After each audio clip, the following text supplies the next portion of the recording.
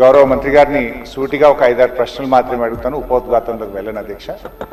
ముందుగా అసలు ఈ మూసీ మోడర్నైజేషన్ ప్రాజెక్టుకు ఎంత ఖర్చు అవుతుంది? ఒకసారి ముఖ్యమంత్రి గారు 1,00,000 కోట్లు ఖర్చు పెడుతున్నామన్నారు, ఒకసారి 1,50,000 కోట్లు ఖర్చు పెడతామని డిఫరెంట్ టైమ్స్లో డిఫరెంట్ స్టేట్మెంట్స్ వచ్చాయి. అసలు ఈ మూసీ ప్రాజెక్టు సుందరీకరణ మీద రాష్ట్ర ప్రభుత్వం ఎంత ఖర్చు పెట్టాలనుకుంటుంది? ఎందుకంటే ఒకవైపు పిల్లల స్కాలర్షిప్లు ఇవ్వమంటే డబ్బులు లేవు, కోసుక తింటారా అంటున్నారు, లేదా రిటైర్డ్ ఎంప్లాయీస్కు డబ్బులు ఇవ్వండి అంటే డబ్బులు లేవంటున్నారు. మూసీ సుందరీకరణ మీద 1,00,000 కోట్ల 1,50,000 కోట్ల ఎంత ఖర్చు పెడతామనుకుంటుంది ప్రభుత్వం? సూటిగా సమాధానం చెప్పండి. 2, ఇప్పటి వరకు మూసీ సుందరీకరణలో ఎన్ని నివాసాలు కూల్చివేశారు?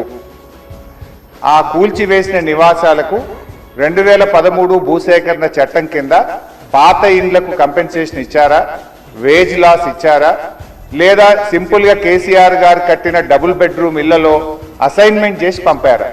నంబర్ 3, అంటే స్వచ్ఛమైన గోదావరి జలాలను మూసీలో వదులుతామన్నారు, సంతోషం. మరి ఈ 2.5 టీఎంసీల గోదావరి జలాలు ఎక్కడి నుంచి తెస్తున్నారు? గత ప్రభుత్వం కాళేశ్వరంలో భాగంగా నిర్మించిన మల్లన్న సాగర్ నుంచి నీళ్లు మూసీకి తెస్తున్నారా, ఇంకెక్కడి నుంచైనా గాల్లో నుంచి తెస్తున్నారా? ఆ 2.5 టీఎంసీలు కాళేశ్వరం ప్రాజెక్టులోని మల్లన్న సాగర్ నుంచి వస్తున్నాయా, ఎక్కడి నుంచి వస్తున్నాయో సమాధానం చెప్పండి. తర్వాత అధ్యక్ష, ఈ మూసీ మీ నియోజకవర్గంలోని వికారాబాద్ నుంచి ఆ అనంతగిరి కొండల నుంచి స్టార్ట్ అవుతుంది. గత ప్రభుత్వం మూసీలోకి మురికి నీరు రాకుండా ఉండాలని దాదాపు 32 ఎస్టీపీలు కట్టాం. అందులో ఒకటి మన వికారాబాద్ దగ్గర కూడా ఒక ఎస్టీపీ కట్టాం. ఇవాళ ఆ ఎస్టీపీని మెయింటైన్ చేయక మోటార్లు బీకేసిండ్రు, గడ్డి పెరిగింది.